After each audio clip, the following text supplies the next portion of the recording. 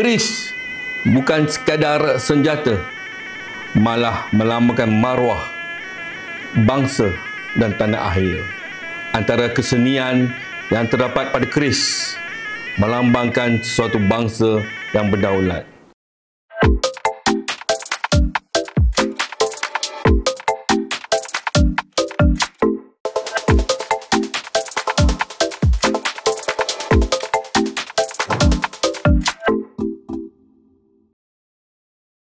Hai sahabat-sahabat semua, saya Mazli daripada Bilamas, Galeri Bilamas, Kampung Tamak Bugis, Teluk Mas, Melaka.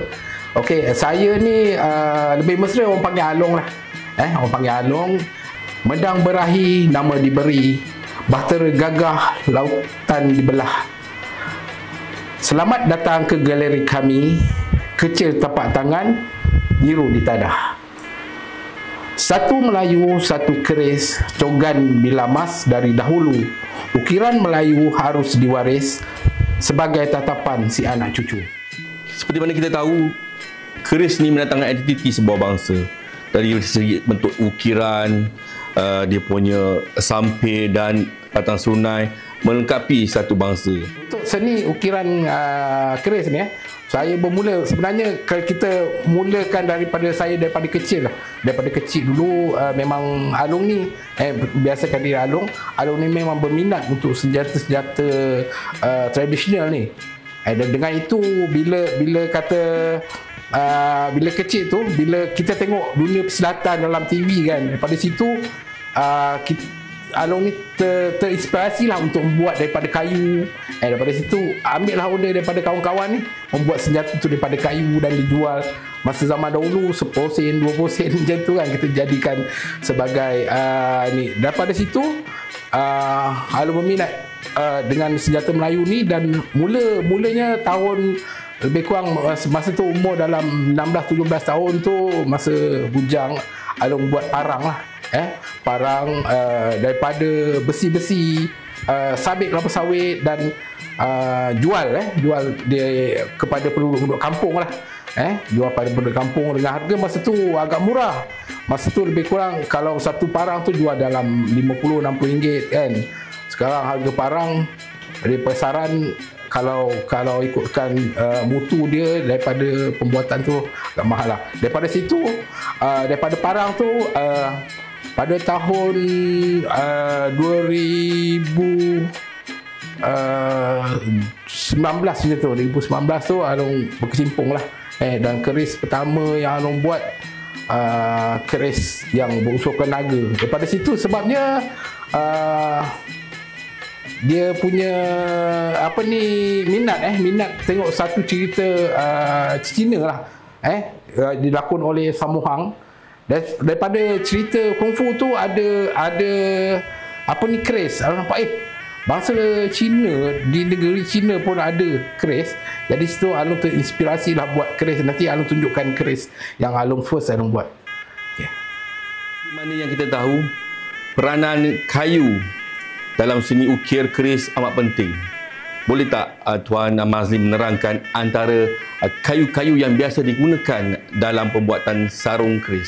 Selalunya Along membuat ukiran untuk senjata-senjata Melayu ni. Yang utamanya keris kan, Along gunakan kayu kemuning. Kayu kemuning ni bukan apa kita gunakan, sebab dari orang dahulu kala, kemuning ni sebagai kayu yang orang kata menolak bisa. Kalau bisa tu ada di dalam bilah, bila kemuning ni kita gunakan sebagai sarung, dia akan cover, dia protect bisa yang daripada bilah tu daripada keluar. Selain daripada itu, ada kayu kenau. Kayu kenau antara kayu-kayu yang suka didapati, sebab dia akan berwarna hitam dan dia sangat keras. Kalau kualiti yang baik tu, harga dia untuk sebentuk hulu ni belum buat, harga dia dah 300 je untuk kayu tu, lebih kurang. Bagaimana prosesnya daripada seketul kayu yang diukir menjadi sebilah pakaian keris? Kita tanya pada yang pakar. Untuk sebilah keris, untuk proses membuat sebilah keris, saya ambil contoh sebagai hulu saja. Hulu tu kita akan dapatkan kayu macam Alun cakap tadi, kayu kemuning tu kita akan beli. Kayu kemuning tu sukar didapati di kawasan kita, area Melaka, dan selalunya Alun akan beli daripada Kedah, daripada Pahang dan juga Negeri Sembilan lah.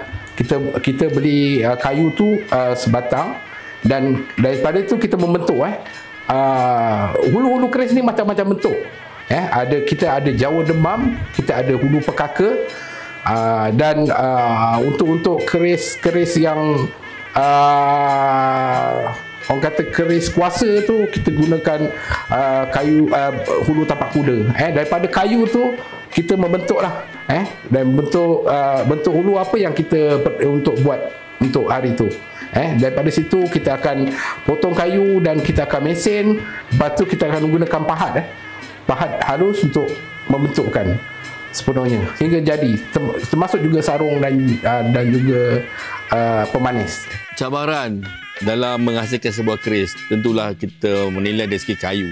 Oleh kerana kayu pada hari ini mahal, dan juga persaingan antara tukang-tukang daripada seberang dan juga tukang-tukang tempatan. Apakah sebenarnya cabaran Tuan Mazli dalam menghasilkan seni ukir kayu?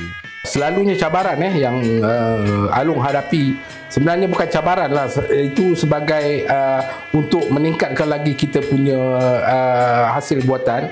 Kita banyak kompetitor daripada seberang. Maksudnya daripada seberang ni dia akan menggunakan production punya ni, maknanya dia akan buat seperti kilang. Dia akan jual dekat negara kita dengan harga yang murah. Jadi bila harga yang murah, kita nak beatkan harga apa yang kita buat dengan hasil tangan yang menggunakan pahat yang ni agak ada persaingan lah. Dan juga satu lagi kita kena menjaga selalu kita akan dapat teguran daripada orang yang arif pasal keris. Sekiranya kita nak membuat satu bentuk asal yang orang kata, kalau orang ni cakap bentuk pakem keris tu, kita tak boleh mengubah. Tapi untuk diri Alung akan membuat kreasi. Maknanya kreasi ni dia berbeza dari bentuk asal, dan kita mengikut inspirasi kita ataupun idea kita. Itu cabaran-cabarannya lah. Dan bahan-bahan sekarang bahan-bahan sekarang dah mahal. Macam kayu pun dah harga pun dah agak mahal. Jadi kita dan susah untuk didapati. Jadi agak cabaran bagi kita lah. Apakah pandangan Tuan berkaitan dengan minat generasi hari ini dalam seni ukiran keris? Untuk generasi muda ni berjinak-jinaklah berjinak-jinaklah dengan kita punya kesenian Melayu. Memang Melayu ni tersohor daripada dahulu, daripada datuk moyang kita dan sampai ke hari ini Melayu ni tersohor. Jadi kita kena jaga kesenian bangsa kita. Harap-harapnya golongan muda ni berminat. Tapi bagi saya, apa yang saya nampak, banyak golongan muda yang mula berminat dengan ukiran-ukiran ni. Dan ada di Perak akan buat seminar untuk mengukir hanya untuk hulu aja dengan yuran yang agak murah. Itu daripada saya punya pandangan lah. Kesenian keris jika tidak diwarisi akan tertanamlah di dasar tanah, menjadi karat rapuh. Apakah nasihat Tuan Mazli kepada generasi baru, generasi muda yang ingin menceburkan diri dalam bidang pengukiran kesenian keris ini? Okey, untuk generasi muda yang ingin berjinak-jinak, yang macam Alung cakap tadi, cuba berjinak-jinak dengan kita punya warisan. Macam Alung ni pun ini sebab parang ramai juga orang yang bertanya pasal macam mana Alung buat parang ni. Dan kalau berminat generasi muda, benda ni tak susah. Kita buat dia, bukan dia buat kita. InsyaAllah kita boleh buat, dan ini antara kreasi-kreasi lah Alung buat. Kalau tuan-tuan tengok, dia lenggok seorang parlimen. Dan ini seorang Pak Syekh, dia panggil Pak Syekh yang bertahiyat akhir lah. Dan juga kalau kreasi hulu dahulu ada yang burung hantu, tapi ini kreasi daripada bilang mas. Bentuk burung hantu yang agak comel. Kita ikut perkembangan semasa, insyaAllah. Tapi saya harap golongan muda jangan putuskan apa sinambungan yang generasi kita dah buat. InsyaAllah kita akan bahasa Melayu akan diingat sampai ke bila-bila. InsyaAllah. Warisan Melayu, warisan terbilang, tanpa digilap sirna laya. Pepatah tua harus dipegang, takkan Melayu hilang di dunia. Jebat dan tuah tak pernah sengketa, cuma momokkan petualang bangsa. Sesi ziarah berakhir sudah, terlanjur kata maaf kita. Bak kata Laksmana Hang Tuah, takkan Melayu hilang di dunia. Bijak laksana tuah, berani laksana jebat. Hina keris kerana karat, hina bangsa kerana pengkhianat. Yeah!